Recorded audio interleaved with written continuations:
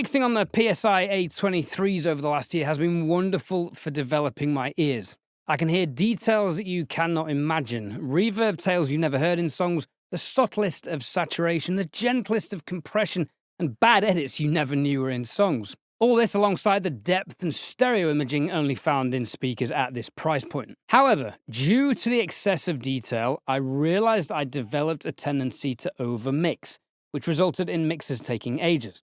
I had the opposite problem I had on the Neumanns, where I was constantly second-guessing levels, I couldn't hear compression properly, and I couldn't hear saturation because of the harmonic distortion above 5 kHz. After my well-documented negative experience with the Neumanns, you can imagine my perplexity when I was told Spike Stent is mixing on the old Analogue Neumann KH120s almost exclusively. So what did I miss?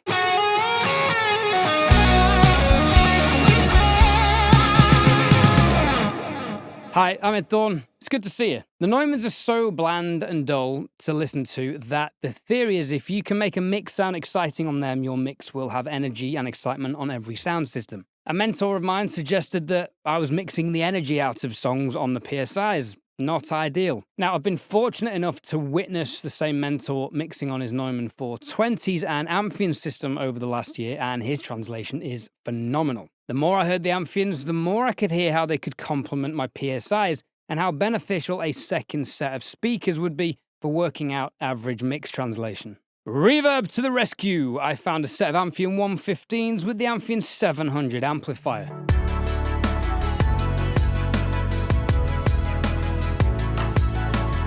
Amphion are a Finnish brand making passive, fully analog DSP-free speakers.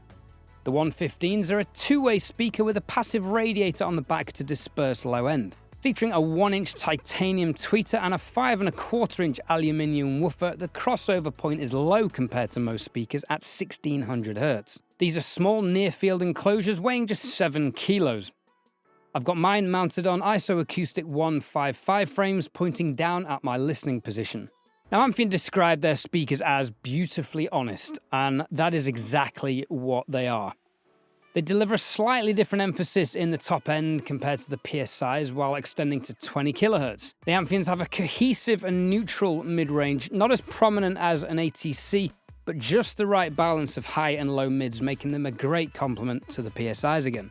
What I find is that they highlight details that won't translate well, particularly details in vocals and snares, two quite important instruments. My Sennheiser HD490 headphones do a similar thing, but we'll talk about referencing and translation in a subsequent episode. Subscribe if that sounds interesting, and also if you want a free sample master of your next song, I'm offering a no-obligation free sample. Click the link below for details.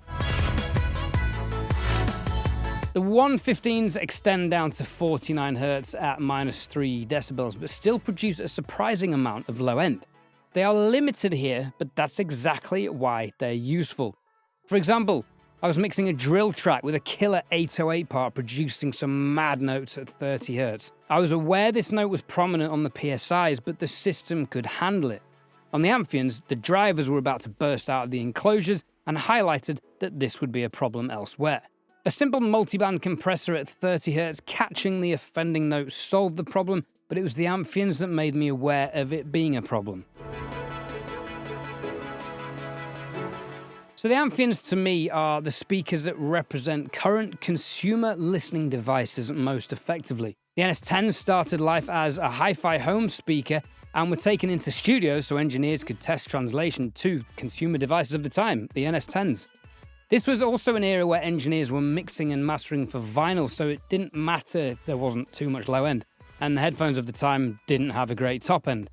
Nowadays, we have killer low end and loads of top end in consumer devices, so we need to mix for those extended frequency ranges, and we still need to create energy and excitement to keep the attention spans of a TikTok generation. What was that?